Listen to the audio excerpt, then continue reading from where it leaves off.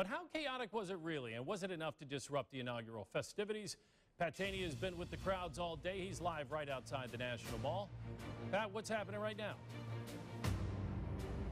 Well, I can tell you the area we're in, Brett, very calm. We are in what is known as the red zone. It is heavily fortified and very secure. In fact, just about a half block behind me, you can still see, if you look closely, the inaugural parade taking place down Pennsylvania Avenue. But just a few blocks from here, specifically 6 to 7 blocks, things anything but calm tonight.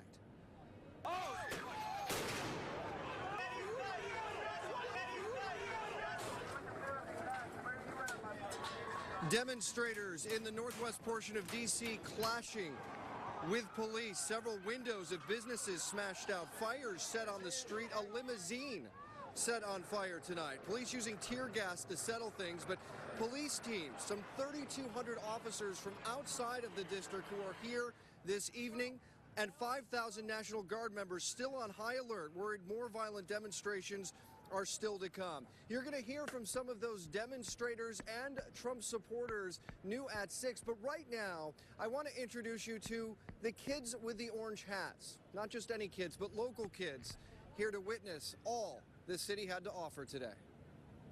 Here on the streets of D.C., you see the signs of support, the signs of opposition.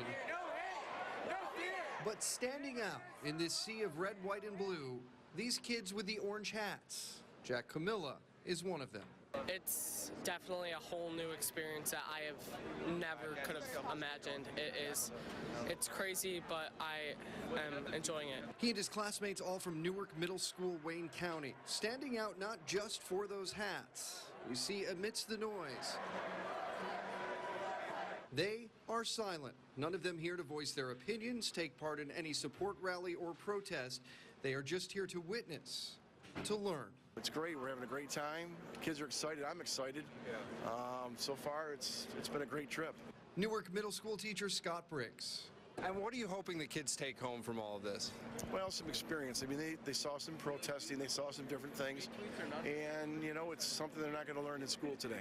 An up-close and personal look at history.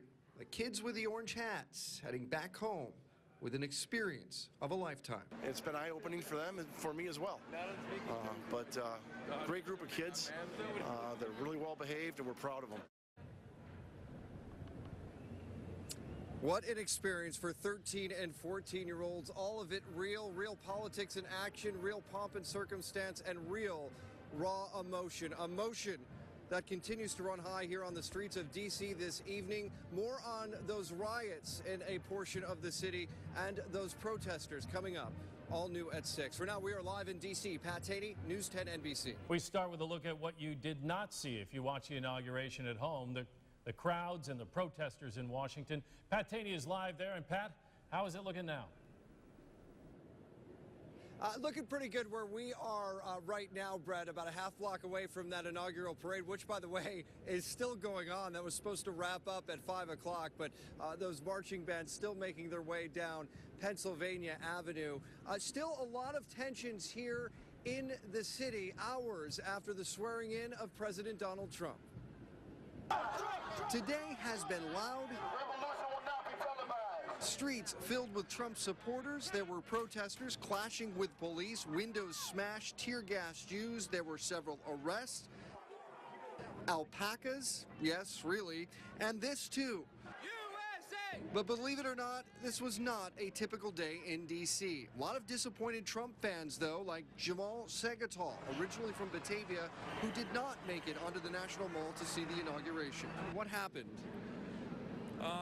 Basically, when I got down here, just with the amount of people and Trump supporters and protesters, there was no way I could get in. Couldn't get in because of this. Thousands of Trump supporters, thousands of protesters, all jamming entry points. Security checkpoints just could not keep up. Michael Brewster from Rochester, not a Trump fan. I'm more of a Bernie supporter, so okay. Yeah. But was hoping to get onto the mall to voice his concerns. What are your fears for the next 4 years? Mostly just that we're not going to be heard as a group of people, like the lower class. I'm really worried that the swamp is getting more polluted, frankly. Tomorrow he'll get that chance. People like him taking part in a different event, also here at the National Mall, the Women's March on Washington, the next big thing here, capping off what has already been a whirlwind week in the nation's capital. And tomorrow morning, we will be here for that march on Washington. As for the new president, Donald Trump, we are told he is right now in the White House getting ready to attend several inaugural balls. Just 3, though. In the past, presidents on average attend about 5 to 10, but we are told President Trump will be retiring early to spend his first night in the White House, his home, for the next 4 years. We are live in D.C. Pat Taney, News 10 NBC. And Rochester was definitely represented in Washington, D.C. today. Several men and women took part in today's historic march. Pat Taney has been with them throughout the day, and he joins us now live. Pat, how's it going? Hey, Amanda, good evening to you and folks at home. I can tell you things wrapping up here slowly but surely in Washington, D.C., but they've been wrapping up for a good 2 hours now. That's how big this event was. You can see some of the supporters who took part in this rally today, the last of them really making their way to Union Station where we are right now. They're going to board trains and buses to go back home. But as you mentioned, this was a huge event, a star-studded event, and one with a local twist. One day after Trump hit the National Mall, fight like a girl. Women, men, girls, boys showing up in force. Kelly Battaglia from Penfield is among them. What frightens you the most about a Trump administration? Women's health care and health care in general. Marching with Kelly, individuals representing different causes and backgrounds. Gay rights, different religions, ethnicities, and races. No Trump! No KKK! No fascist USA! All of them echoing one statement. I'm very concerned about the recent changes that have come along in our government.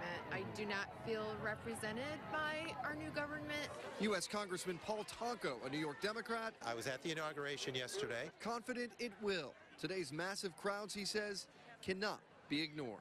Well, I think when you start seeing crowds like this, not only in this location, but across the country, coming out to make a statement, you have to take heed.